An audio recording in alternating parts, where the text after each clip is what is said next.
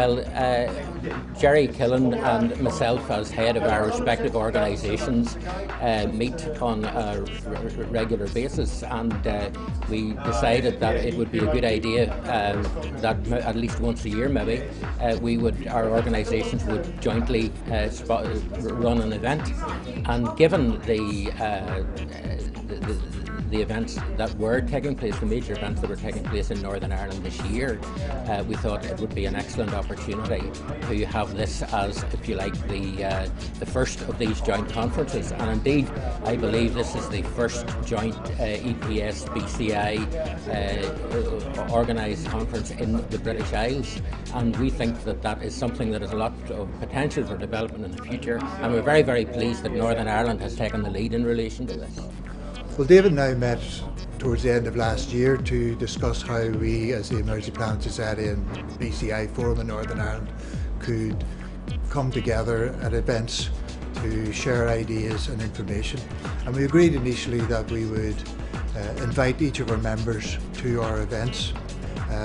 With all the major events that were happening in Northern Ireland this year, we had the idea then of running a conference to see if we could learn some lessons from the planning of those events.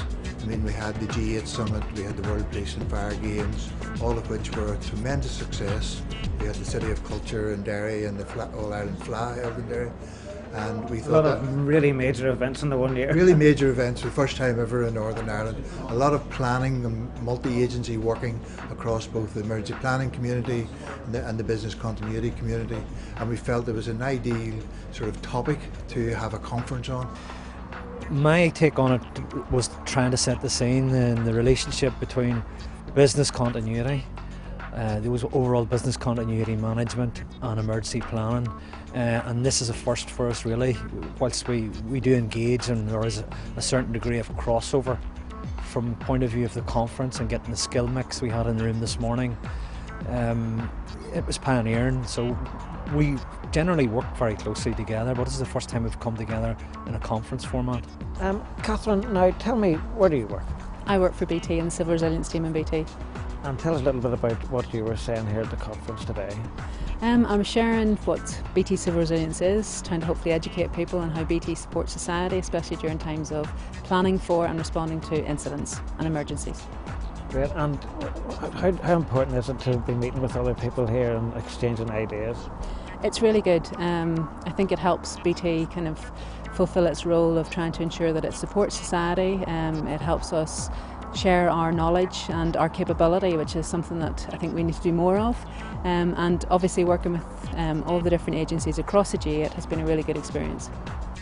Well, we had a fabulous year in 2013 for Northern Ireland, and the Northern Ireland office was delighted to have played such an important role in that, in supporting the PSNI, supporting the executive and supporting London departments in achieving a summit that really, really worked for Northern Ireland. I think the G8 you're talking about? Sorry, the G8 summit, of course. I mean, my important message was planning early was really important. We had very late notice that the summit was coming to Fermanagh, so we planned with as much notice as we possibly could. We had to plan early. We planned with partners. It was incredibly important. And the other thing is actually the most important lesson we learnt was about challenge. We were working at such a pace in trying to deliver the safe and secure summit that worked for Northern Ireland, that it was very easy for us to lose sight of some of the details and to make some assumptions and allow those assumptions to start becoming our policy. So we were very lucky at many stages to give a lot of challenge. PSNI had to deliver the single biggest operation in not only its history, but the history of the Royal Ulster Constabulary before it. And we had to do that against the background of what was already a very difficult operational environment. Just over a year ago, we had the outbreak of the flags-related protests in Belfast, which effectively extended the peak of the summer marching season and the disorder and protest that surrounds that right through the autumn, the winter and into the spring and summer of 2013. So the lull we normally could have expected never came. And on top of that, we had the announcement of dinner, bed and breakfast for 8 in Fermanagh, which of course was the background for the biggest single operation we've ever mounted. And just how important is it for people to get together and discuss these kinds of issues?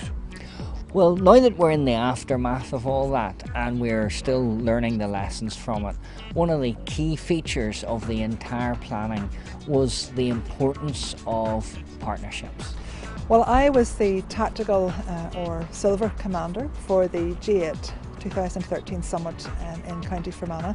So my role and responsibility was to deliver the tactical plan which delivered a safe and secure summit. I'm not quite sure that we really appreciated the scale of the operation when we started, but certainly from the start of the planning process about this time last year, last November, we looked at a range of key factors around security, around dealing with protesters and the potential for public order falling out of that, and working with the community and working with other agencies and organisations in the community to contribute to an overall feeling of safety and security in the county that welcomed the G8 summit and which allowed Fermanagh and Northern Ireland to be showcased to its absolute best. And it seemed to, I mean, you might have other information, but it seemed to all of us that it was very successful.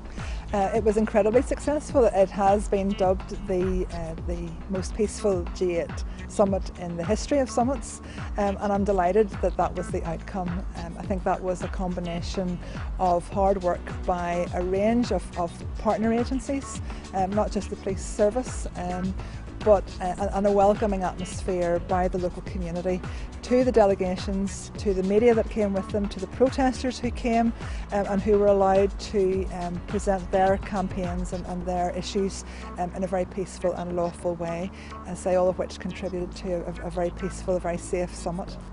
Well, I've really been talking about Armed Forces Day, which is an event I've run for the last 4 years, and the whole focus of my talk is basically a dirty dozen, 12 lessons that I've picked up about running the event, which may assist people running other large events. The main sort of focus today has been about the G8, the World Peace and Fire Games, and actually there's an awful lot of resonance between the message that I have about multi-agency working, how don't try and do it all yourself, how to do thorough safety plans, risk assessments, etc. Those are really common messages to all. Yeah, well, we were talking about the experience the World Police and Fire Games had. Over 7,000 competitors from over 60 different countries. Clearly it's a very complex process to plan for, to make sure both they have a safe but also an enjoyable time within Northern Ireland. In addition to that, we had 3,500 volunteers to deploy across that 10 days during August. But I think we did that very successfully. Hopefully what we can pass on to the delegates is some of the experience that we've had during that 10 days with Northern Ireland delivering G8 and the World Police and Fire Games. I think it all goes well for the future and delivering future events. I look after the 5 councils and ensure that their internal emergency planning procedures and business continuity arrangements are in place and they're fit for purpose. And I also have a multi-agency role, ensuring that multi-agencies, for example the emergency responders and non-emergency responders, are aware of the council's role in emergency planning and response, and also ensuring that we have joint plans to ensure that if something does happen, that we can work together efficiently and effectively. And what do you think about this year as a joint conference then? I think it's an excellent idea. As an emergency plan officer, I do a lot of business continuity work, but I'm not really, have no professional business continuity qualifications, and I feel that to look at the other delegates here and the information that was portrayed in the different presentations was excellent, and it would definitely make you think that you should have some type of business continuity qualification to be able to be confident in doing your job. I work for a company called Risk and Resilience Limited. We're a local consultancy firm in the business of emergency planning and crisis management business continuity. What do you think of this idea of having a joint conference between both organisations? Well, I think it's a great idea. I'm in both organisations for a start, so I would say that it's been a good idea. I'm also involved in the Business Continuity Forum Executive Committee, so I've been aware of this from the start. I think it's fantastic that we've had a chance to be able to share the learning both between the organisations, and I think also what's been a winner is not just organisations in Northern Ireland, but also we've involved the same organisations in Ireland, so it's a pan-organisation and pan-national approach, which I think is great. I think it was a terrific event. It was great to bring so many people from both organisations, the Business Continuity Institute, the Emergency Planning Society, bring them together to learn more about what each other does. And it's a networking event, so they can learn from each other, discuss the events that are important to them, and develop their knowledge.